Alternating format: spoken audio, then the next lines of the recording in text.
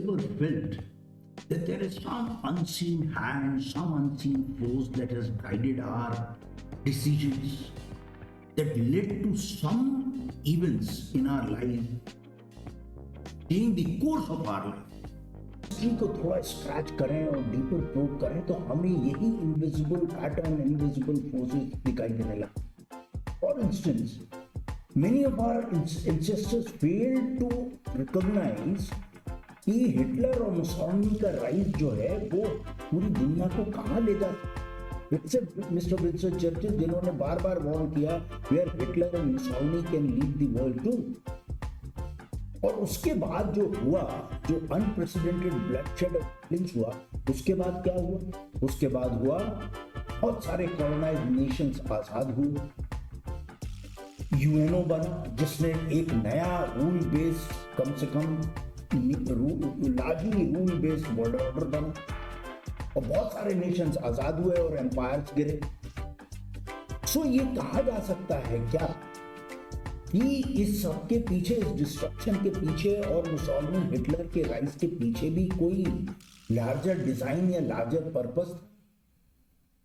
Now the same can be said about French Revolution, American War of Independence, Glorious Revolution, the Russian Revolution, जिन्होंने ढेरों Nations और ढेरों लोगों को beyond their borders inspire किया. It also reveals कि कैसे कुछ इंडिविजुअल्स का बर्निंग डिजायर ने पूरे वर्ल्ड की शेप को बदल दिया. फॉर इंस्टेंस 15-16 सेंचुरीज में जो वॉयजर्स थे, जो अननोन ओशंस में उन्होंने अपने नए लैंड्स डिस्कवर किए, they reshaped the whole world. What drove them? Now something inspired them, someone funded them, someone gave them some maps and they said sail. colonization हुआ और वर्ल्ड वॉर 2 से colonization खत्म हुआ. तो इसमें कोई पर्पस था, कोई डिजाइन था? Now many did not see the global financial crisis of 2008 except Mr. Raghu Rajan. और उन्होंने जब उस अपना पेपर प्रेजेंट किया related to this impending crisis, people booed him. वहाँ learned लोग बैठे थे, economists, they booed him and nobody agreed with him. लेकिन फाइनेंशियल क्राइसिस हुआ 2008 और उसके बाद रेगुलेटरी अथॉरिटीज सचेत हुई, उन्होंने बैंकिंग सिस्टम बेहतर reflects the same dynamic. Oceans जो हैं वो मे सीम काम सरफेस पे, एकदम कामनेस, लेकिन डीप बीनीथ द सरफेस हम tectonic plate might have moved और ऊपर हमें नहीं मालूम. एंड इवेंचुअली 3 से 4 घंटे 8 घंटे बाद सुनामी आती है, तब हमें पता लगता है. Now those who have the gadget can see the movement of those tectonic plates and can predict a tsunami. लेकिन बाकी लोगों को क्या हो रहा है नीचे वो नहीं पता लगता. Only a few visionaries are able to see that. More to it than what meets the eye. तो पीछे कुछ ज्यादा ही है या नीचे ज्यादा है beneath the surface than what eyes can see. Algorithm, artificial intelligence, ये tools हैं जो डिटेक्ट करते हैं और प्रिडिक्ट करते हैं और शेप भी करते हैं हमारा behaviour. These invisible forces, algorithms and the artificial intelligence are reshaping the world and our society and our own behavior.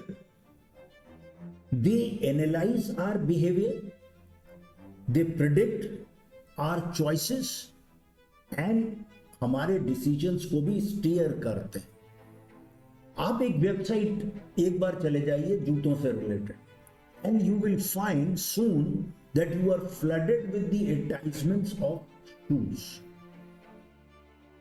Political parties भी यही algorithms and artificial intelligence और इसका इन tools का exploitation कर रही हैं मैनिपुलेशन के लिए हमारे या वोटर के परसेप्शन मैनिपुलेट कर रहे हैं। Movements like black lives matter highlight करते हैं कि किस तरह ये सोशल मीडिया और ये पूरा underlying network AI algorithms work करते हैं even to highlight and mobilise people masses against the injustice. और जो उस वक्त हुआ, और ये same platform can be used to sow the seeds of hatred and exploit the tragedy for clicks and outreach amongst the masses. तो ये दोनों पहलू हैंडल करता था। Pew Research noted that over half of all tweets that happened during this time, Black Lives Matter hashtag, came during just 5 months of 2020. और इस digital surge ने it mobilized millions of people, and it also revealed how emotions can be harnessed at such a large scale. कितने लोगों के emotions harness किए और enrage किया उस वक्त। ये स्टोरी यहीं सोशल मीडिया पे खत्म नहीं होती। ये द आर्किटेक्ट्स ऑफ इन्फ्लुएंस कभी सिर्फ गवर्नमेंट ही नहीं होती, even big corporate sectors, think tanks, lobby groups, जिनकी रीच अब एक्सटेंड हो रही है हमारी daily life. And they are citing these actors, ये भी non state actors, they are shaping the world we live in using the same tools, artificial intelligence, algorithms, for their own vested interests. एक कोई decision कहीं हुआ और इतनी rapid उससे narrative circulate होते हैं कि आपका जॉब मार्केट इंपैक्ट हो सकता है, सप्लाई चेन इंपैक्ट हो सकती है। Now, so therefore, these dynamics, they don't just play at the global stage only. They are infiltrating into our daily life. Workplaces में algorithms are being used to hire, shortlist the hiring, performance tracking, even promotions, and sometimes reinforcing the biases. अब आपकी कोई particular choice है और मुझे पता लग गया, या जो इसमें इंटरेस्टेड है जिसके बेस, वो regularly you will be flooded with those narratives, with those videos. ये नैरेटिव्स फीड किए जा रहे हैं थ्रू सोशल मीडिया, जो कि हमारी जाति जिंदगी में they are dividing the neighbours and dividing even families. They are turning जो हमारी शेयर्ड स्पेस थी, they are turning them into battle grounds of ideologies. आज परिवारों में डिवीजन हो गया है just related to the ideology.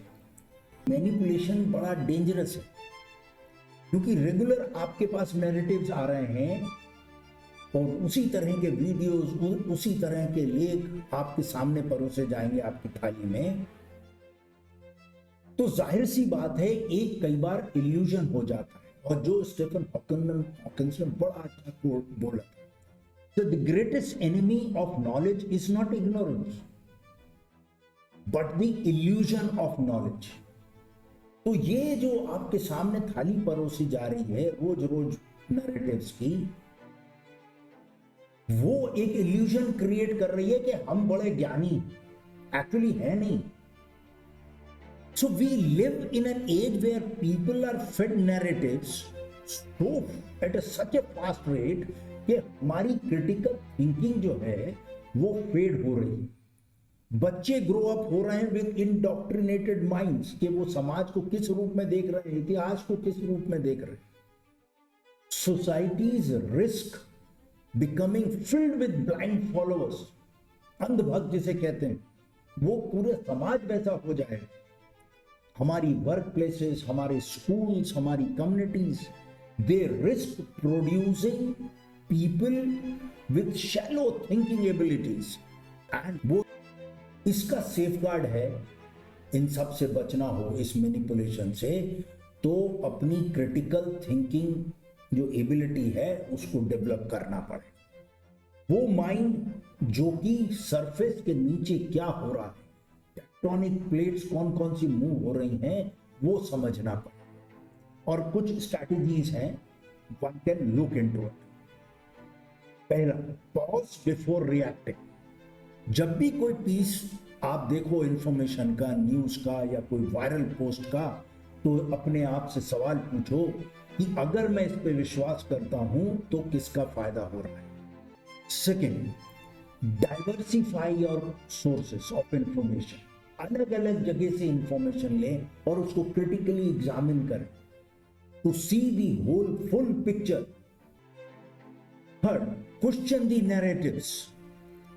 Even जब वो आपके बिलीफ से अलाइन कर रहे हो तब भी, और पूछें इसमें कुछ एक्सेजरेशन बढ़ा चढ़ा के तो नहीं दिखाया गया, इसमें क्या छुपाया गया है और क्या चीज मिसिंग है। कई look for patterns and not fragments. अलग अलग मत देखिए, अलग अलग इवेंट्स देखेंगे तो अलग अलग ही समझ में आएगा, लेकिन अगर उनको जोड़ने की कोशिश करेंगे तो समझ में आएगा कुछ नीचे बन रहा है, कोई पैटर्न चल रहा है। So critical awareness doesn't just protect us from manipulation. ये सिर्फ मैनिपुलेशन से नहीं बचाती है क्रिटिकल थिंकिंग, लेकिन हमें ये बनाती है कि हम वाइजली एक्ट करें, बेहतर डिसीजंस लें और इवन एडवोकेट करें चेंज का। Beneath the headlines and the daily narrative that is being fed to us lies a complex web of unseen forces, desires, vested interests, algorithms and artificial intelligence, जो कि आज हमारी जिंदगी को शेप कर रही और जो करवाया जा रहा है लोगों से। What may appear as chance or as a piece of information, वो एक डीपर डिजाइन हो सकता है। सो द चैलेंज हमारे सामने एकदम साफ है कि हम कैसे इन हिडन एजेंडाज को डिकोड करें और इनविजिबल नेटवर्क को तोड़ें और समझें by thinking critically to resist manipulation. लेकिन हां, ये भी बात है, फॉर ऑल वी नो, हो सकता है कि ह्यूमैनिटी एक सर्टेन डायरेक्शन में जा रही हो और हम आज वो एसेस नहीं कर पा रहे हैं, ड्रिवन बाय फोर्सेस जो हम समझ नहीं सकते।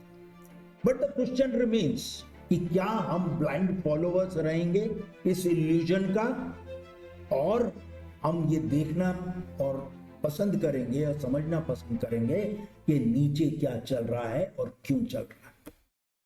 Thank you. जय हिंद।